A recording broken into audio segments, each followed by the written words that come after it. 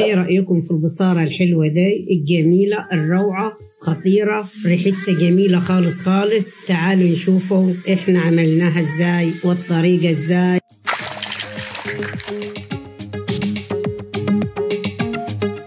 صباح الخير عليكم، ازيكم؟ عاملين ايه؟ اخباركم ايه؟ يا رب تكونوا بخير. احنا النهاردة هنعمل مع بعض البصارة الصعيدة الجميلة الخطيرة الروعة روعة روعة. تعالوا نشوف مع بعض هنعملها ازاي والطريقة ازاي. احنا غسلنا كوبايتين من الفول، كوباية الشاي، المج العادة كوبايتين، شايفين؟ هذه الكوبايتين.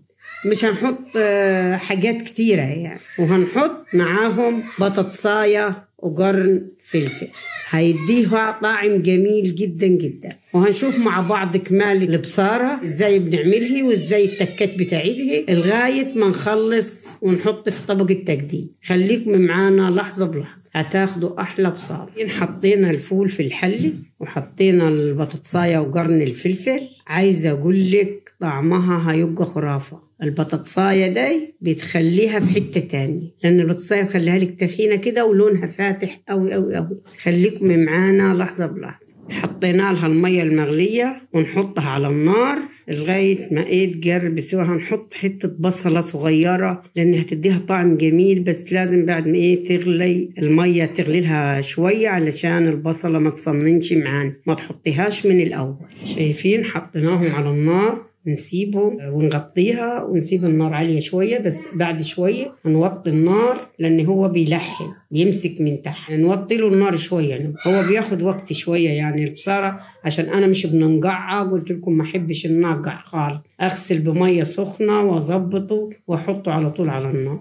شايفين بيغلي دلوقتي؟ هنحط البصل فصته، لازم تحطيهم بعد ما يغلي، ما ينفعش تحطيهم والميه ما تكونش بتغلي. هنحط دلوقتي شويه كزبره خضراء يديهم طعم وريحه حلوه خالص. نعملهم بالهاند بلندر، اللي معاه خلاط يعملهم بالخلاط، اللي معاه هاند بلندر يعمل. اللي معهوش معانا حاجه يدويه كده اسمها مهراقه خشب، عاملينها عند النجار، نعمل بيه. هنحط عليهم معلقه الملح.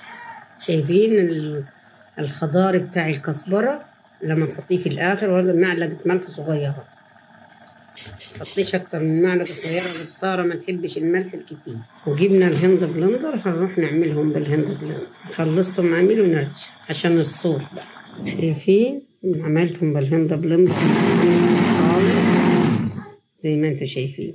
انا دلوقتي هحط معلقه ملوخيه ناشفه، لازم البصاره احط لها معلقه الملوخيه الناشفه.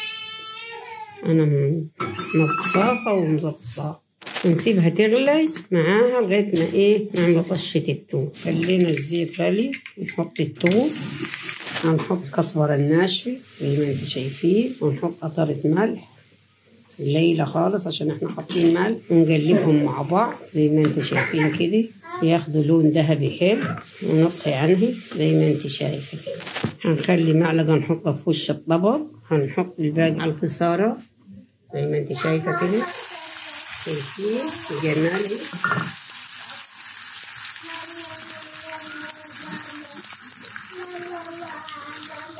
فين حلاية البصارة ازاي؟ شايف القوام بتاعها؟ روعة روعة. شايفة؟ ناخد في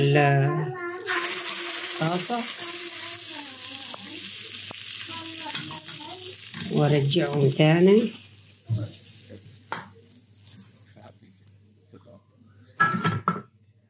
هنوريهم لكم في طبق التقديم. شايفين جمال البصارة؟ شايفين القوام بتاعها حلو خالص مع عيش الشمسي، جميلة هتبقى. ونحط عليهم قرن الفلفل الأحمر. الله الله روعة. شايفة؟